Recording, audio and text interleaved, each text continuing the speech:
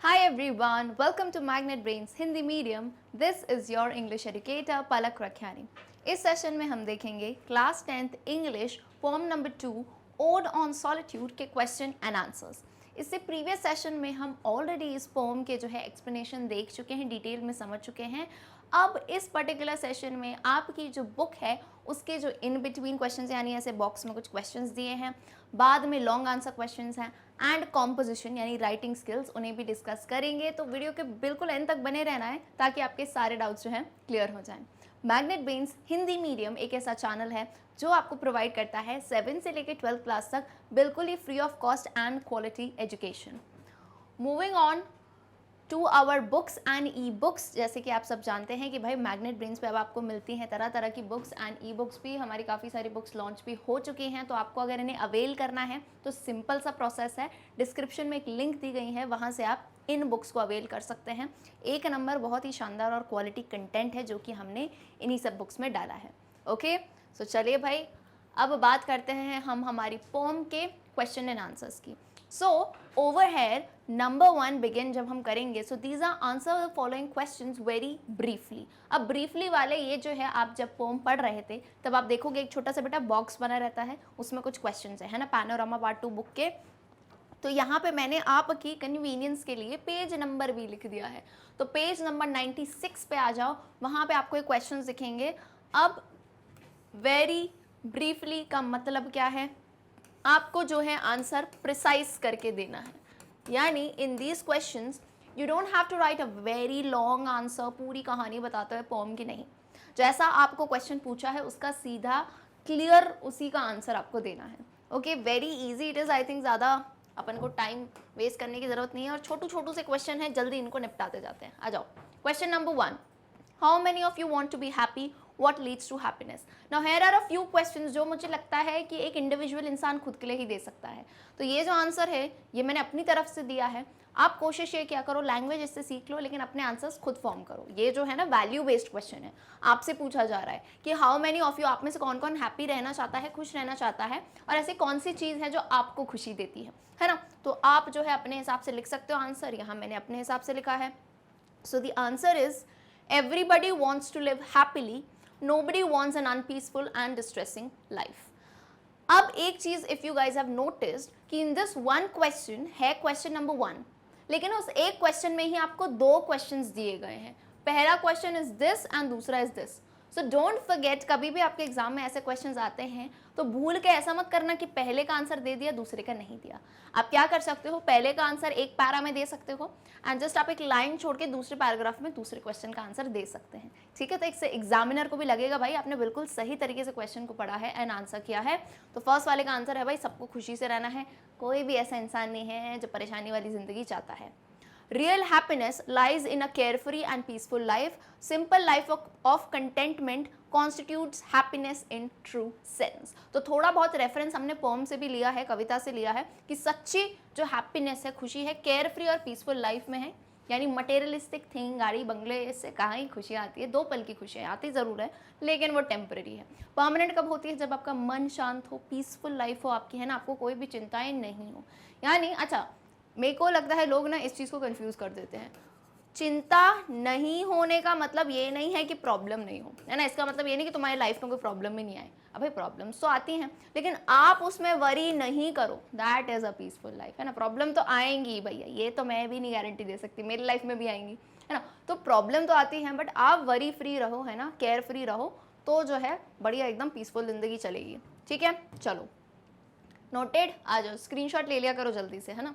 चलो, coming to question number 2, what makes our life happy, money और contentment और both? Discuss. तो आपको बताना है, आप अपने हिसाब से भी आंसर दे सकते हो बेटा कि हमारी लाइफ में खुशियाँ कौन लाता है, पैसा या फिर contentment. Contentment is like a feeling of, आप कह सकते हो कि आप सेटिस्फाइड हो, है ना, संतुष्टि। तो if money brings you happiness और कंटेंटमेंट दैट इज संतुष्टि भाई। तो आप डिस्कस करिए। So answer over here is contentment makes our life happy. Simple and quiet life gives us real pleasure. Though money is also needed for our requirements and comforts, as such both are necessary for a happy life. What a balanced answer, कितना बढ़िया सा answer है। अब ये नहीं कहूँगी कि पैसा, मैं ये कभी नहीं कहती पैसा नहीं चाहिए, पैसा इज गुड फॉर रिक्वायरमेंट्स, लेकिन कंटेंटमेंट, सेटिस्फैक्शन होना चाहिए। पैसे की भूख नहीं, लालच नहीं। देखो जितना आता है कम पड़ता है, मैं मानती हूँ। ऐसा मत समझा करो कि पैसा खर्च बहुत हो रहा है। ये छोटी सी लाइफ किसी के, बेटा पैसा आता ही खर्च होने के लिए, उसको इकट्ठा करके तुम कहीं लेके नहीं जाओगे। आता ही है वो जितना ज़रूरत से आता है और उतना ही ज़रूरत से खर्च होता है, ठीक है। तो यहाँ हमें लिखना है कंटेंटमेंट खुशी देती है ज़िंदगी में, सिंपल और क्वाइट लाइफ है, पैसा नीड्स के लिए ज़रूरी है। तो एज सच आपने लास्ट में देखो कितना अच्छे से लिखा है यहाँ पे हमने, as such both are necessary for a happy life, both are necessary in a balance. आप कुछ भी, आपको बहुत क्रिएटिव हो आप, तो कुछ भी पॉइंट्स लगते हैं तो ज़रूर ऐड ऑन किया करो, है ना। बिल्कुल पलक मैम जैसा कॉपी पेस्ट नहीं करना है, ठीक है, अपनी क्रिएटिविटी भी डालनी है उसमें। चलो question 3, have you ever visited a remote village adorned with natural beauty and a capital town full of skyscrapers?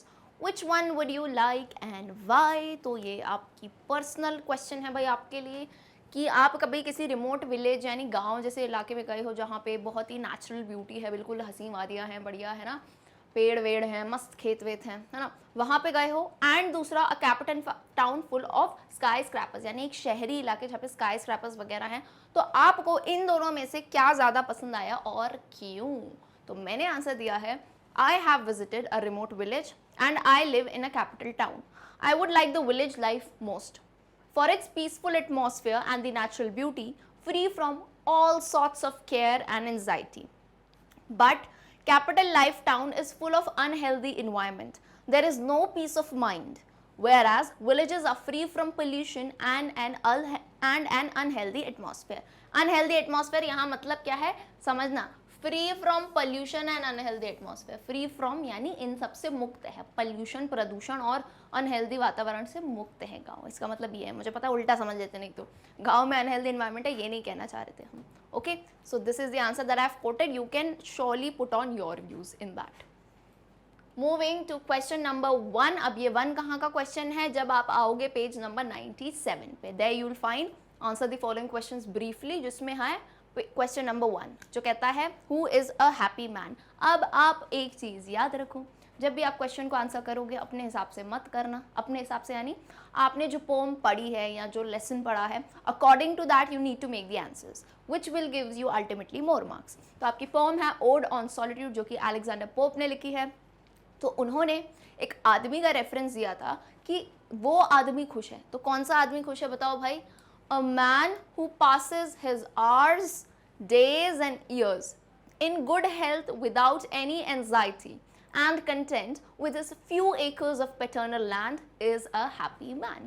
तो पूरी पोम में हमने अच्छे से प्रिसाइज करके मैंने दिया है, परफेक्ट आंसर है ये।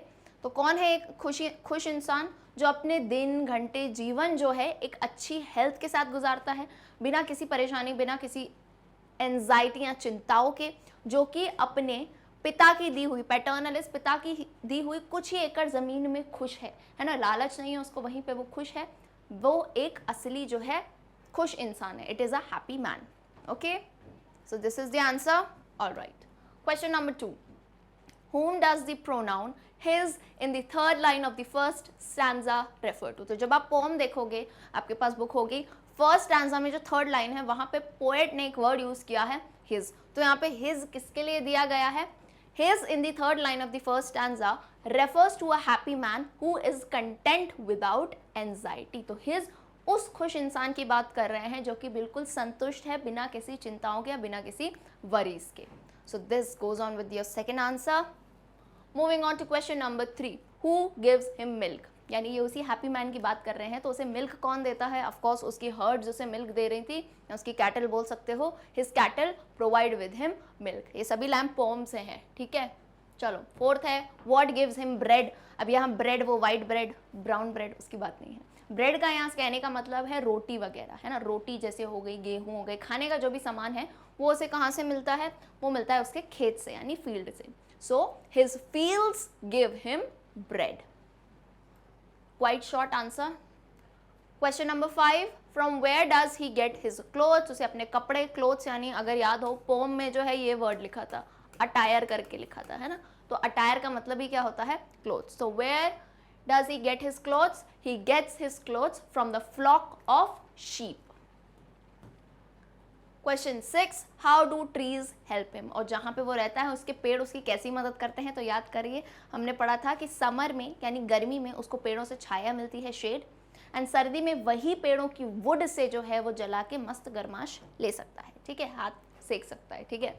चलो answer, trees help him by providing shelter with their shadow in summer and wood from which he can make fire for himself in winter. So this goes on with your answer. तो देखो कैसे trees दोनों मौसम में मस्त मदद कर रहे हैं उसकी। चलो coming to question number 1 again, अब कहाँ आ गए, page number 98. So quickly come on this page number, you will find question number 1 which says name the poem and the poet. जब मैंने lesson यानी ये जो poem है पढ़ाई थी तब शुरुआत में ही कह दिया था कभी भी कोई भी लेसन हो, पोम हो, आपको ऑथर का, राइटर का, पोएट का नाम अच्छे से याद करना है। क्यों? क्योंकि कभी कभार डायरेक्ट क्वेश्चन भी पूछ लेते हैं या आपको 4-5 लाइनें दे देंगे और बोलेंगे ये लाइनें किस पोम से और किस पोएट की हैं। So both you need to remember the name of the poem and the name of the poet again. So let's quickly read the answer. The poem is Ode on Solitude and the poet is Alexander Pope. So this goes off for answer number 1 भाई। आ जाओ question number 2 पे। Who is a blessed man, poet ने बताया था blessed यानी वो इंसान जो भाग्यशाली है। तो कौन इंसान भाग्यशाली है? A carefree man having healthy body and peace of mind is a blessed man.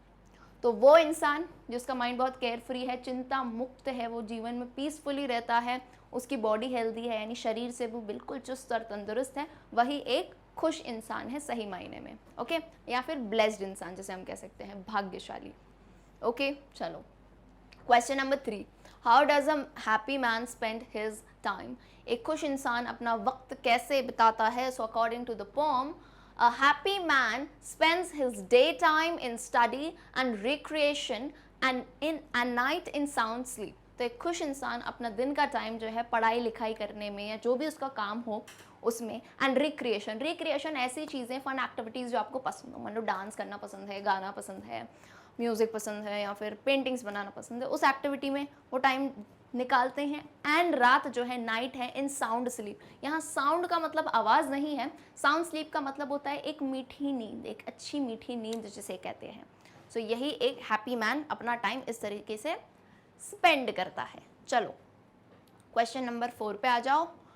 Whom does me refer to in the last stanza? Last stanza यानी आखिरी जो पंक्तियां हैं, स्टैंजा है, उसमें me किसके लिए रेफर किया गया है?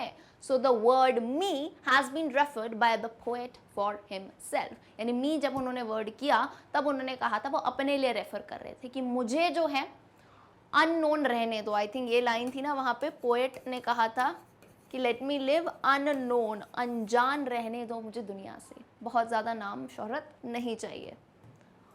Cool, moving on to question number 5, what do you mean by slide soft away? तो आपका स्लाइड सॉफ्ट अवे से कहने का क्या मतलब है?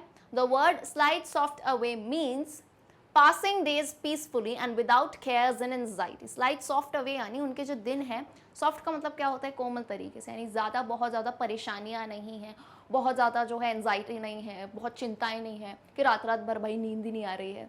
तो स्लाइड सॉफ्ट अवे यानी दिन पास हो रहे हैं। हम कहते हैं ना कि ये दिन कैसे बीत गए पता ही नहीं चला। यार आप कभी अपनी फैमिली के साथ हो या किसी फंक्शन में हो, होता है ना, शादी वगैरह में जाता है अपन, बढ़िया 3-4 दिन रुकना है, तो तब लगता ही नहीं दिन कैसे पास हो गए। क्यों? क्योंकि हम बहुत खुश होते हैं, बहुत मज़े कर रहे होते हैं। तो वही कहा गया है स्लाइड सॉफ्ट अवे यानी दिन जो है पीसफुली निकल जाए बिना किसी टेंशन के। ठीक, यहाँ केयर्स एंड एंजाइटीज है, आप डिफरेंट वर्ड्स भी यूज़ कर सकते हो। आप जो है वरीज वर्ड यूज़ कर सकते हो, कोई दिक्कत नहीं बेटा, वरीज यूज़ कर सकते हो, टेंशन यूज़ कर सकते हो, प्रॉब्लम्स यूज़ कर सकते हो, ऐसे कुछ वर्ड्स आप यूज़ कर सकते हैं। सिनोनिम्स बिल्कुल यूज़ कर सकते हो। चलो क्वेश्चन 6 पे आओ। What does the poet wish for after death? यानी मृत्यु के बाद पोएट क्या विश करते हैं? तो हमें याद है उन्होंने कहा था कि मुझे जीवन अननोन की तरीके से जीना है और जब मैं मर जाऊँ तो my death should be also unlamented. Unlamented का मतलब है अनमोर्न, यानी शोक भी नहीं मनाओ। और जो मेरी कब्र है उसमें जो पत्थर लगाए जाते हैं क्रिश्चियंस का, आपको आई थिंक आइडिया होगा कि ग्रेव होती है ना, जो ग्रेव कब्र, उसमें फिर ऐसा एक स्टोन बनाया जाता है। जैसे मान लो ये एक ग्रेव है, तो यहाँ पे इसके ऊपर एक स्टोन रहता है जहाँ पे उनका नेम लिखा रहता है ना, नेम होगा पर्सन का name, date of birth, date of death. तो चाहता है कि स्टोन को भी ना अननोन रहे, तो पता ही नहीं चले मुझे कि मैं कहाँ पे दफनाया गया हूँ। So the poet does not wish to have a tombstone, इस पत्थर को कहा जाता है, ग्रेव का जो पत्थर है इसे कहते हैं टॉम्ब स्टोन। आप सिंपली स्टोन भी कह सकते हो अगर टॉम्ब स्टोन नहीं याद है ना, कोई दिक्कत नहीं है। So the poet does not wish to have a tombstone placed on his grave to tell others about him, he wishes to die secretly. So this is your answer. चलिए moving on to question number 7. How does the poet want to live? Poet जीवन कैसे जीना चाहते हैं? So the poet wants to live unseen, unknown. ये exact words लिए हैं poem से, तभी हमने बेटा किस में डाले हैं, inverted commas में. Poet wants to live unseen, unknown, which means to live a simple life without name or fame. यानी नाम, शोहरत, इन सब की लाइफ उन्हें नहीं चाहिए, शांति से सिंपली जो है वो अपना जीवन भी व्यतीत करना चाहते थे. So this goes answer 7. Coming on to question number 8. How does the poet want to die? Same वही बात है, poet मरना कैसे चाहते थे? The poet wants to die quietly without being lamented by anyone. Without being lamented का मतलब क्या है, यहाँ पे एक वर्ड यूज किया गया था पोम में, अनलैमेंटेड, इसका मतलब वही है. यहाँ अन की जगह इन्होंने क्या लिख दिया, विदाउट बीइंग लैमेंटेड. अनलैमेंटेड का मतलब क्या होता है, अनमोर्न, MOURN. क्योंकि जब आप लिखोगे आंसर तो लिखना इंग्लिश में ही है, तो शोक नहीं मनाना ये तो लिख के नहीं आओगे, तो शोक नहीं मनाने को क्या कहते हैं, अनमोर्न कहते हैं. मोर्न यानी शोक मनाना, अनमोर्न यानी शोक नहीं मनाना, या फिर याद नहीं आए मोर्न वर्ड तो अनमिस्ड भी कह सकते हो. यानी कोई मुझे याद नहीं करे, शोक नहीं मनाए, सीक्रेटली शांति से मैं मरना चाहता हूँ. ठीक है, चलो question 9. What are the features of a happy life? अब पोम में जो भी एक खुश जिंदगी के फीचर्स हैं, बातें कहीं कहीं हैं, वो आपको इसमें डाल देनी है. So the features of a happy life are to live without worries or anxieties, passing hours, days and years in good health and peace of mind. And ऐसी कुछ कुछ अच्छी बातें आप और डाल सकते हो ना, health, peace of mind है ना, body भी है जो अच्छी रहनी चाहिए, सब कुछ जो है आप एक happy life के features में डाल सकते हैं. ठीक है, बहुत ज़्यादा बड़ा मत करना यार, आंसर को ब्रीफली है तो उसको इतना ही रहने देना, 3-4 लाइन्स में, दैट्स इट. चलो अगले आते हैं. फाइनली ब्रीफली वाला ख़त्म होता है. अब जो है आपकी बुक में जो एंड में क्वेश्चंस दिए रहते हैं पोएम के आगे, long answer questions which are quite important, जो कि भाई एग्जाम में पूछे जाते हैं, तो इनसे शुरुआत करते हैं. Question number 1. The poet thinks that those who are contented with what they have are happy man. Do you agree? Give reasons. अब नाम क्या है भाई, लॉन्ग आंसर क्वेश्चन. तो अब आपको जो है पोएम की पूरी इसमें कहानी बतानी है ना, यानी ऐसा नहीं है 2-3 लाइन में तुम आंसर करोगे. Long answer question. One more thing you need to keep in mind, जो भी आपके क्वेश्चन पूछे जाएंगे आपको मार्क्स पे भी ध्यान देना होगा कि कितने मार्क का क्वेश्चन है. लॉन्ग आंसर है एक तो, और कितने मार्क का है. So accordingly you need to put the answer. अब ऐसा नहीं है 1 मार्क में तुम 3 लाइनें लॉन्ग आंसर में तुम जो है 3 लाइनें लिखा है, ऐसा मत करना. ब्रीफली में भी 3 लाइन, लॉन्ग में भी 3 लाइन, ऐसा नहीं. लॉन्ग आंसर है, so you need to give a back story, थोड़ा उसको एलैबोरेट करके लिखना होगा. तो चलिए देखते हैं आंसर. I agree. अच्छा, क्योंकि आपसे क्वेश्चन पूछा है डू यू अग्री, क्या आप मानते हो इस बात से, तो आपको बताना है. I agree with the poet. Really those who are contented with what they have are happy in true sense. A man can be happy if he is satisfied with whatever he has got. He has a sound sleep at night. Time is equally divided between his study or any other work and recreation, and his innocence helps him in his meditation. So these are the words which we have taken from the poem कि वो लोग contented है, वो लोग खुश हैं जो content यानी संतुष्ट है अपने जीवन से जो उनके पास है, और जो है अपना दिन का टाइम वो जो है सही तरीके से अपने काम में, एक्टिविटीज़ में स्पेंड करते हैं, रात को अच्छी नींद लेते हैं, और उनके जो इनोसेंस है ना, नोबिलिटी है उनकी, उनको मेडिटेशन यानी स्पिरिचुअल अवेयरनेस बढ़ाने में भी मदद करते हैं. ओके, आपने कुछ कुछ ऐसी बातें कही हैं. अब आपको क्या है, कुछ और आगे रीजंस देने हैं. He prefers to live in the midst of nature to enjoy its pleasure. Does, whenever you are ending, कुछ suggestions में देती जाती हूँ, try to use does. Long answers लिखते हो ना, तो वैसे भी 2 पैराग्राफ्स कहीं ना कहीं आ ही जाते हैं. So in the ending lines, you will use the word does. Thus, a contented man remains free from cares and anxieties. He has a healthy body and peace of mind. He wants to live a life of solitude. Solitude यानी अकेले. Away from the din and bustle of life. जिन and bustle का यहाँ पे मतलब है भगदड़. जैसे हम हिंदी में कहते हैं ना जीवन की भाग दौड़, तो दिन एंड बसल का मतलब है भाग दौड़. So the life of contented people is happy in all respects. Clear? Okay, moving to question number 2.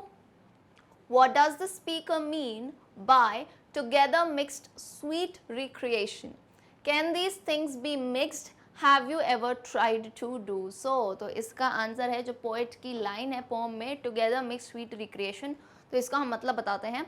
Together mixed sweet recreation means to mix up different factors of recreation together. जैसे मैंने आपको बताया था, रिक्रिएशन क्या होता है? कोई भी फन एक्टिविटी है ना, जो भी आपको पसंद हो एक्टिविटी, तो उन सबको मिक्स कर देना, यानी क्या?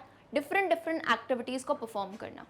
द पोएट मेंट टू से in the aforesaid line, aforesaid का मतलब होता है ऊपर कही गई लाइन, है ना. This is a good word, तो आप कोशिश किया करो इसे यूज करो. कोई भी लाइन ऊपर कही हो उसको बताने के लिए अबव कह सकते हो, अबव भी कोई दिक्कत नहीं है, लेकिन now you guys are in class 10th, तो aforesaid बोलोगे ज्यादा बेटर लगेगा. ठीक, चलो. Poet meant to say in the aforesaid line of the poem that for sweet recreation a man should have peaceful atmosphere. He will have sound sleep at night, and then only he can study books or do any other work and take rest after being tired during the daytime. He can spend time happily, will live in innocence and enjoy meditation. देखो यहाँ भी हम जब paragraph and कर रहे हैं तो हमने क्या यूज़ किया है? does. एक does यूज़ कर सकते हो और एक so भी यूज़ कर सकते हो. ठीक है. Thus he will be able to entertain the pleasure of mixed. यहाँ पे mixed से पोएट का कहने का मतलब था mixed, है ना, जो नॉर्मल वर्ड है हमारा MIXED, mixed recreation. So mostly in my life I enjoy sound sleep at night to become fresh, to comfortably work and play in the day. After getting tired I take rest to relax. In this way I enjoy the mixed sweet recreation of life. Last para आप खुद से भी बना सकते हैं आपके लिए कि आप अपने दिन में कैसे क्या काम करते हो, रेस्ट करते हो, थक जाते हो, कौन सी एक्टिविटीज़ हैं. थोड़ा सा, बहुत ज़्यादा एलैबोरेट नहीं करना, इतनी जो है 3-4 लाइनों में आप उसे कोट कर सकते हैं. ओके, तो ये हो गया answer 2. Coming to question number 3. Why does the poet want to live and die stealthily from the world? How many of you would like to do so and why? Poet जो है दुनिया से बिल्कुल अनजान होके क्यों मरना चाहते थे कि कोई ना मुझे जाने, ऐसे जीना चाहते थे और मरने के बाद कोई मेरा शोक भी नहीं मनाए. तो आप में से कौन कौन लोग भी ऐसा चाहते हैं, ऐसी लाइफ चाहते हैं कि यार बस ना, बहुत ज़्यादा नेम शेम क्या चाहिए भाई, है ना, क्या लेके आए हैं क्या लेके जाएंगे वाला कंसेप्ट है, राइट. सो बर्थ है, डेथ है, यही सब होना है. तो ऐसा क्यों? आप अपने थॉट्स भी शेयर कर सकते हैं, या मैंने शेयर किया है, आपको लगता है कि मैम हम ये वाली चीज़ फील करते हैं, तो आप इसमें लाइन जहाँ लगता हो ऐड कर सकते हो. You are free to do that. So a happy man according to the poet is he who lives a solitary life. Solitary यानी एक अकेली, अच्छा अकेली, सॉलिटरी लाइफ का मतलब ये मत समझना बिल्कुल अकेला, दुनिया में किसी से बात ही नहीं करनी, ऐसा नहीं है. सॉलिटरी एक सेंस में ये भी कह सकते हो कि तुम तुम्हारी फैमिली के साथ हो, वहीं कंटेंट हो, वहीं खुश हो, है ना. बहुत ज़्यादा तुमको नेम फेम नहीं चाहिए. अगर तुम्हारे पास कोई भी नहीं हो तो भी तुम खुश हो, है ना. ऐसा नहीं कि तुमको लोग ही लोग चाहिए. तुम अगर अकेले हो, सॉलिटरी हो, तुम अपने पीस ऑफ माइंड से रह सकते. तो that is kind of a solitary life, जो कि यहाँ पोएम में जिसका मतलब है. To be in society is to be in sorrow. So he wants to live a simple life of contentment in a solitary place. ये काफ़ी अच्छी लाइन है, तो कोशिश करके यूज़ ज़रूर करना. टू बी इन सोसाइटी यानी समाज में रहना, यानी दुखद सिचुएशन में रहना. क्यों? क्योंकि समाज आता है वर्ड, तो सब कुछ समा जाता है उसमें, है कि नहीं. आपको हर चीज़ में आपको देखनी पड़ती है, आपको हर चीज़ में पार्टिसिपेट करना पड़ता है. पार्टिसिपेट यानी कोई बात चल रही है, कुछ भी है, तो वहाँ ध्यान जाता ही है.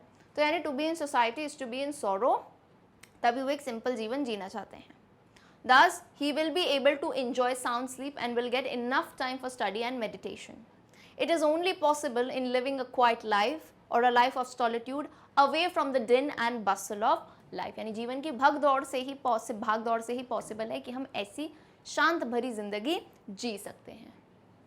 Even if he dies, none should shed tears and place a stone on his grave. क्योंकि लॉन्ग आंसर क्वेश्चन है, तो देखो हमने थोड़ी बैक स्टोरी की बात की, अब हम आते हैं उसकी डेथ वाली बात पे. तो उसने कहा जब वो मर जाए तब भी नन शुड शेड का मतलब होता है आंसू नहीं बहाएं, और जो है उसकी ग्रेव पे, उनकी कब्र पे भी स्टोन नहीं रखें जहाँ पे उनका नाम, date of birth, date of death लिखी हो. So he wants to die in peace unnoticed by the people stealthily. Very few people will like to follow the sentiments expressed by the poet.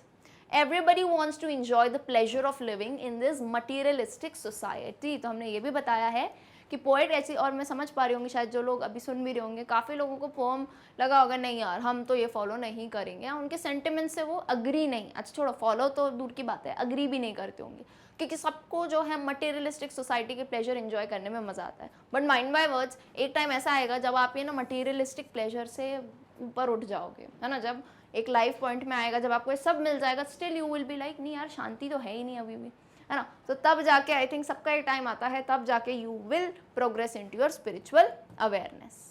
अच्छा answer है, बिल्कुल proper जैसा दिया था, तो note कर लेना। अब आओ क्वेश्चन नंबर 4 पे।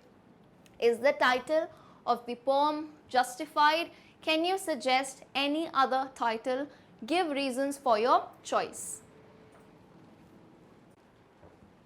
रीज़न दे दो भाई चॉइस के। तो ये क्या है टाइटल, पहले तो उसके बारे में बात करते हैं। तो आप जो है पोएट का भी नाम इसमें दे देना। Alexander pope draws a beautiful picture of a happy man in the present poem Ode on Solitude. Ode means lyric poem. आपको क्लियरली जो है ना मीनिंग बताना है। लिरिक पोएम यानी क्या, ये किसी एक पर्सन के ऊपर सराउंड करती है। Ode actually means that you are writing a poem which is focusing on a person और अ थिंग। तो यहाँ पे ये एक लिरिक पोएम है, यानी यहाँ पोएम में एक मैन, एक आदमी के बारे में बात हो रही है। अब आदमी मतलब कोई पर्टिकुलर आदमी नहीं, इट्स जस्ट ह्यूमन बीइंग की, कि वो आदमी खुश है जो कि एक पीसफुल और सिंपल लाइफ जीता है, right. So the poet has very well explain that the real happiness lies in a simple life of contentment, and that too in solitude. As such, the title of the poem, Ode on Solitude, is quite appropriate. देखो quiet word, दो quiet अलग होते हैं यहाँ। अरे बाबा मिट जा, चल ऐसे मिटा देते हैं, आओ। अच्छा क्या बोल रही थी मैं, देखो QUIT quiet, और ये है QUIT quiet। ये क्वाइट का मतलब होता है, जिसमें IET आता है, इसका मतलब होता है शांत, क्वाइट, क्वाइट लाइफ। इस वाले क्वाइट का मतलब क्या है, इस वाले क्वाइट का मतलब है काफी। मतलब मैं सिंपली तुमको बताऊं, जैसे देखो odd on solitude is quite appropriate, यानी काफी लाइक लगभग अप्रोप्रिएट है। अपन ने पूरा अप्रोप्रिएट नहीं कहा। So this is a good English, right? Because if you are telling your opinion, तुम अपना राय बता रहे हो, है ना। ये साइंस मैथ्स नहीं है ना, 4+4 8 है, ऐसा नहीं बता रहे, तुम अपनी राय बता रहे हो। तो क्वाइट अप्रोप्रिएट, कि हाँ यार हमें जो है इस पोएम का टाइटल क्वाइट अप्रोप्रिएट लगता है, लगभग सही लगता है। क्यों? क्योंकि ओड ऑन सॉलिट्यूड, यहाँ पे जो पोएम है सॉलिट्यूड यानी कि अकेलेपन, जो अलोन में या सिंपल लाइफ में कैसे इंसान जीवन अच्छे से जी सकता है, उसके ऊपर है। तो बिल्कुल परफेक्ट टाइटल है, जो कि हमने यहाँ क्लियरली बताया है। The poet further adds that a man should not be greedy and should be satisfied with his limited resources, such as the few acres of land inherited from his ancestors. तो greedy यानी लालची, लोभ लालच नहीं होना चाहिए, उसे संतुष्ट होना चाहिए जितने resources उसके पास हैं। अच्छा इसका मतलब ये नहीं है, उल्टा मत सोचा करो, है ना, तुम लोग हर चीज़ में उल्टा सोचते हो कि काम धाम नहीं करना, जितना है उसमें खुश रहो। You work for it but don't be greedy. लोभ या लालच नहीं करो, मिला तो ठीक, नहीं मिला तो ठीक, आप अपना हार्डवर्क, अपनी कोशिश करते रहें। He should also be contented with his food from his field, milk from his cattle, wool for clothing from his sheep, shade and firewood from his trees. तो यहाँ पे बात करी जा रही है कि how he is happy with his own things, मतलब जो भी उसका field था, whatever था, he was getting everything from there. At the end, the poet suggests to live such a life and die in peace without being lamented by people. So this is how you can actually end your answer. आपको मैंने क्या क्या words बताए थे याद हैं? 10 बोला था मैंने, 10 से एंड कर सकते हो, 100 से कर सकते हो। यहाँ क्या लिखा है? At the end. तो एट द एंड में पोएट ने क्या बताया था कि ऐसी लाइफ जिए बिल्कुल ही अननोन, बहुत ही ज़्यादा नाम फेम नहीं चाहिए, एंड जब मरे भी तब भी पीसफुली विदाउट बीइंग लैमेंटेड। लैमेंटेड का मतलब होता है मोर्न। अब बोलो मैम मोर्न का मतलब क्या होता है? बता दिया है भाई, शोक मनाना। तो वो चाहते हैं कि मेरी मौत के बाद भी जो है कोई ऐसे शोक नहीं मनाए। Why? Because life is all about that, birth and death. तो इसमें इतना नेम फेम करना क्यों है और इतना शोक मनाना क्यों है जाने के बाद? So that is how he is telling कि how a simple life can be very peaceful. He even dislikes a tombstone to be placed on grave. It is obvious from his expression that it is better to live and die in solitude. तो यानी even dislikes, यानी उनको जो है अभी जैसे बताया grave पे यानी अपनी कब्र पे जो है स्टोन रखा रहता है ना, वही बताइए नाम और जो डेट वगैरह रहती है बर्थ डेथ की, तो वो भी नहीं चाहते, वो उससे भी चाहते हैं कि मैं अनजान रहूं, कोई नहीं जाने कि मैं कहाँ चला गया। और उनके इस एक्सप्रेशन से समझ आ रहा है कि कैसे अलोन यानी एक सिंपल लाइफ कितनी बढ़िया होती है। The theme of the poem is the happiest life is a simple life spent in solitude. So the title of the poem is justified. So that's how you and it. आपको and में बतानी है actual बात कि जो question पूछा था उसको आखिरी में याद रखना है। ऐसा नहीं अपनी कथाएं लिखते गए बहुत सारी, नहीं, आपको क्वेश्चन भी याद रखना है। क्वेश्चन ने कहा क्या टाइटल जो है जस्टिफाइड है, सही है, जस्टिफाइड यानी सही दिया है। So at the end you will tell या फिर so the title of the poem is justified. Crystal clear? चलो moving on to composition. Long answer and questions खत्म होते हैं, अब हम आते हैं कॉम्पोजिशन। कॉम्पोजिशन आपकी बुक में जो दिया गया है उसे भी कवर करना ज़रूरी है। So this basically includes your writing skills. भाई आपको क्वेश्चन पेपर में राइटिंग स्किल्स तो आते ही आते हैं और काफ़ी ज़्यादा मार्क्स लेके आते हैं अपने साथ में, ये तो बहुत इंपॉर्टेंट है, काफ़ी स्कोरिंग है। देखते हैं यहाँ क्या दिया है। Number 1 composition, write a letter to your younger brother or sister living in Patna about the effort नहीं है भाई, effect है, about the effects of noise pollution due to congested traffic। तो क्या लिखना है, पत्र लिखना है भाई, लेटर राइटिंग है। और लेटर किसको लिख रहे हो बेटा, छोटे भाई या छोटे बहन को। तो this comes under the category of informal letter, है ना। आई थिंक इसे अपन हिंदी में अनौपचारिक पत्र कहते हैं। इनफॉर्मल यानी तुमको यार भाई बहन को लिखोगे, फॉर्मेलिटी नहीं करनी है, ज़्यादा सब्जेक्ट वगैरह नहीं लिखना है, हाल चाल पूछते हैं और एक्चुअल बात करनी है। सो इसका इजी है, बस फॉर्मेट अच्छे से देखा करो। What you will do, beginning में आपको बेटा एड्रेस से लिखना है, पता लिखना है, एक लाइन छोड़ोगे, उसके बाद क्या लिखोगे, डेट। डेट दिनांक, मैं हमेशा कहती हूँ जब इंग्लिश में घुस गए हो, इंग्लिश में आ गए हो, तो कभी भी ऐसे करके डेट मत लिखा करो। अपनी लाइफ में अब ये रूल बना लो, इंग्लिश छोड़ दो, एक रूल बना लो ऐसे करके जहाँ दिया हो कि भाई तुमको हाँ बैंक वगैरह में जहाँ लिखना है वैसे ही लिखना। मतलब आप अगर कोई राइटिंग कर रहे हो, राइटिंग स्किल है, तुम एग्जाम में लिख रहे हो, तो ऐसे मत लिखना। क्यों? Because there are a few formats जहाँ पे कहीं पे डेट ऐसे होती है, DDMM होता है, या फिर पहले मंथ होता है। सो टू रिमूव दैट कन्फ्यूजन, उस कन्फ्यूजन को हटाने के लिए जो है हम एक नॉर्मली ऐसे ही डेट लिखते हैं इंग्लिश में, फुल्ली एलैबोरेटेड। यानी डेट लिखी तुमने 27 और दिसंबर पूरा का पूरा एंड 2022, ठीक है। अब नीचे आ जाना, अब आपको सैल्यूटेशन देना है, तो तुम जो भी बुलाते हो, जैसे छोटे भाई बहन का है तो मैंने छोटू लिख दिया, dear Chhotu. You can give any reference, तो अपने भाई का बहन का एक्चुअल नाम लिख सकते हो, उसको जो भी बुलाते हो, है ना, you can just write that. So beginning with the salutation dear Chhotu, comma किया, देन पता वता पूछो, कैसे हो भाई, पता मतलब हाल चाल पूछो, पता नहीं हाल चाल पूछो। Hi, how are you? Ours is the quietest area in the mega city. However, for the past many months, noise pollution has snared down peace and tranquility from our lives. Tranquility यानी peace और शांति, सुख और शांति जो है खो गई है। Loudspeakers at marriage processions, anchor people during marriage receptions, loud music from neighborhood apartments, and the holy songs blasting at full volume during the night have come to the biggest adversary of peaceful sleep. The seniors, cases, scholars, etc. are the biggest victims of the noise. The congested traffic creates such a ruckus. तो ये क्या है, ये body है, ये आपके letter की body है। अब ये सबकी अलग हो सकती है, लेकिन कीप इट, बहुत ज़्यादा भी इलेबोरेट मत करना, है ना। ऐसे इनफॉर्मल लेटर इसका मतलब है कि तुम पूरी कथाएं लिख रहे हो, नो अगेन कथा नहीं लिखनी है, एग्जैक्ट जो बात लगती है वो लिखो विद इन 2 to 3 पैराग्राफ्स, ठीक। आगे आओ, अब देखो यहाँ तक हम फिर इसको एंड कैसे करेंगे। Such noise affects both health, causing hypertension, stress, loss of health, disturbed sleep, etc. It also causes distraction for scholars, यानी पढ़ने वढ़ने जो बच्चे होते हैं scholars कहते हैं, especially those preparing for examination, ठीक है। अब ये एंड में जो हम पैरा लेते हैं, 2-4 लाइनें लेते हैं, this is conclusion। क्यों ना concluding note what you will say, if you are facing any issues, communicate with the authorities differently and shift the place. Yours lovingly, then यहाँ पे आपने एक क्या दिया, स्पेस दिया, योर्स लविंगली लिखा, कॉमा लगाया, अपना नाम लिख दिया सूरज, ठीक। So is it clear? देखो क्योंकि हमें क्वेश्चन में कोई नाम नहीं दिया था तो हमने रैंडमली अपने हिसाब से नाम ले लिए हैं, लेकिन remember if in the question you are given names, then आप वही नाम यूज करेंगे। आगे आओ, सेकेंड कॉम्पोजिशन क्या है, write a paragraph in about 100 words. तो this basically comes under the writing skills जिनका नाम है पैराग्राफ राइटिंग। इन राइटिंग स्किल्स को हम क्या कहते हैं, पैराग्राफ राइटिंग कहते हैं। अब पैराग्राफ राइटिंग मैं मानती हूँ मोस्ट इंपॉर्टेंट, क्यों?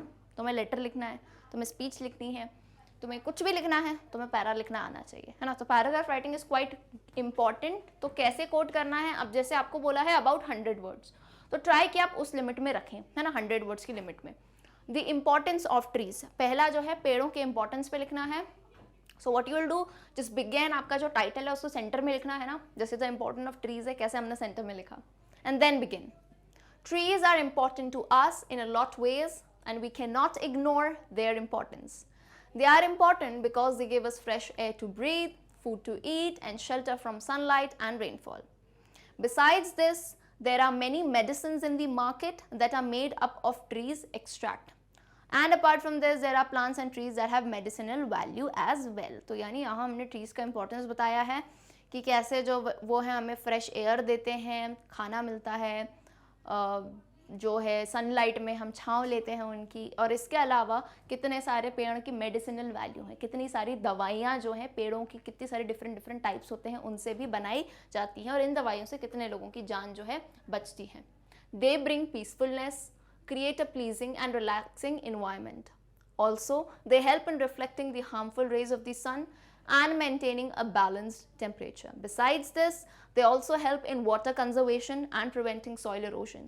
They also manage the ecosystem, and from ancient times, several varieties of plants are worshipped. तो यहाँ पे आपको घुसा देनी अपनी पूरी बायोलॉजी, जो भी आपने ट्रीज से रिलेटेड पढ़ा है कि कैसे जो है सॉइल इरोजन बेसिकली क्या होता है कि देखो जिन इलाकों में ना पेड़ वगैरह नहीं होते, थोड़े माउंटेनियस इलाकों में ना पेड़ वगैरह नहीं होते हैं ना, तो जब बारिश का पानी आता है, पेड़ का काम क्या करते हैं, पेड़ जो होते हैं इनकी रूट्स जो है ना सॉइल से हाथ पकड़े रहती हैं, रूट जो है सॉइल से हाथ पकड़ के रहती हैं, तो सॉइल उससे अपनी प्लेस पे रहती है।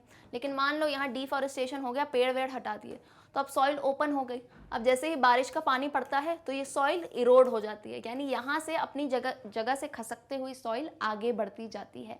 तो जब पेड़ होते हैं तो सॉइल इरोजन भी प्रिवेंट होता है, वाटर का भी कंजर्वेशन करती हैं, इकोसिस्टम यानी हमारे बायोटिक एबायोटिक फैक्टर्स को भी मैनेज करने में मदद करती हैं। और एंशिएंट टाइम से ही, पहले के टाइम से ही काफ़ी सारे ऐसे पेड़ हैं जिन्हें वर्शिप भी यानी प्रे भी किया जाता है, जैसे हम मानते हैं पीपल का पेड़ होता है, बहुत सारे ऐसी ट्रीज होती हैं जिन्हें वर्शिप भी किया जाता है। सो this is short and sweet paragraph in about 100 words. आपको दूसरा भी दिया गया है topic, that is bliss of solitude. Bliss का मतलब होता है काइंड ऑफ हैप्पीनेस, है ना, हैप्पीनेस कह सकते हैं हम। सॉलिट्यूड का मतलब होता है अकेले रहना, अलोन। तो यहाँ पे आपको बताना है ब्लिस ऑफ सॉलिट्यूड यानी अकेलेपन में कैसे खुशी मिलती है, जो कि हमारी पूरी पोएम उसी पे बेस्ड है। So over here write the title and then begin. Solitude, one of the most powerful activity in which you sit idle empathetically and do nothing. And the most incredible thing, it works. It has worked for the greatest of people and it works for each one of us by connecting us to our own self. यानी खुद से ही जो है connect कराती है। यार हम दुनिया में दोस्त बनाते हैं, लोगों से कनेक्शन रखते हैं, इसको जानते हैं उसको जानते हैं, अरे तुम्हें पता है मैं तो इतने बड़े नेता को जानता हूँ, मैं तो सेलिब्रिटी से मिलता। खुद को कौन जानता है यार, अभी तक खुद को ही नहीं पहचान पाए हम खुद कौन है। अच्छा, एक चीज़ में डिफरेंस समझते हो, अगर मैं कहूँ कि ये घड़ी मेरी है, इसमें फ़र्क है ना, ये घड़ी क्या है, ये वॉच है, ये मेरी है। मैं ये तो नहीं कहूँगी कि मैं वॉच हूँ, बात समझ रहे हो। मैंने कहा ये घड़ी मेरी है और मैं घड़ी हूँ, कितना डिफरेंस है। तो वैसे ही ये बॉडी हमारी है लेकिन मैं बॉडी थोड़ी ना हूँ, यानी we are talking about the inner self, जिसे हम सोल भी कहते हैं, यानी अपने खुद को पहचाने।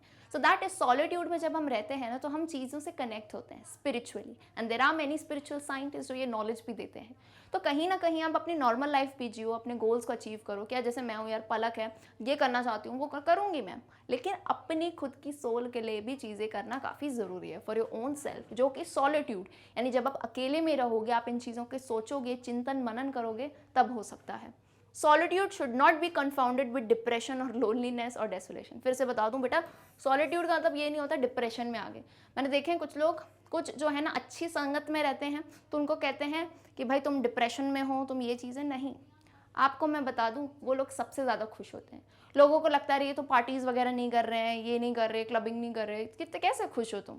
लेकिन क्योंकि उन्होंने असली खुशी अभी तक चखी ही नहीं है। ये जो पीस ऑफ माइंड है ना, मन की शांति, जब आप चिंतन करते हो उस टाइम पे जो हैप्पीनेस आती है ना, वो मतलब जो है आप बाकी सारी चीज़ें करो उसका 1% भी आप नहीं समझ सकते. So I hope this is very clear कि सॉलिट्यूड को आप ये मत समझो डिप्रेशन में है, लोनलीनेस है, नहीं. सॉलिट्यूड मीन अपने खुद के साथ में जब आप रहो तो आप खुश रहो. That's the thing. So quite simple it is. थोड़ी और लाइनें हैं. Often during this while time of introspection. Introspection यानी खुद के अंदर ही अपनी चीज़ों को समझना. We end up recalling some fond memories that bring that unintentional and unnoticed smile on our lips, which we hold on to for a few seconds before we realize that we are far ahead of that time and it was just nascent memory. तो कभी कभार होता है ना, अकेले बैठे होते हैं, कुछ चीज़ें यानी मान लो बचपन याद आ गया है ना, बचपन की यादें याद आ गई, कुछ ना कुछ आ गया तो चेहरे पे एक मुस्कान आती है. सो दैट इज सॉलिट्यूड. कि हर टाइम तुमको नहीं यार शोर शराबे में रहना है, ये करना है, वो करना है, कि आज का दिन प्रोडक्टिव कैसे नहीं है. ये मैं बहुत लोगों को देखती हूँ, बहुत पता नहीं प्रोडक्टिव नहीं रहा. अरे क्या प्रोडक्टिव, कुछ नहीं होता है productive. It's just you should know that you are content, आप सेटिस्फाइड हो. प्रोडक्शन कुछ नहीं होता है, आपकी लाइफ नॉर्मली चलती है, दैट्स फाइन. हाँ, एक टाइम टेबल बनाओ, एक दिमाग में सोच के रखो ये करना है, नहीं हुआ तो भी ठीक है. At least you should be satisfied in solitude as well, कि कभी कुछ टाइम कुछ ना करते हुए भी बढ़िया होता है.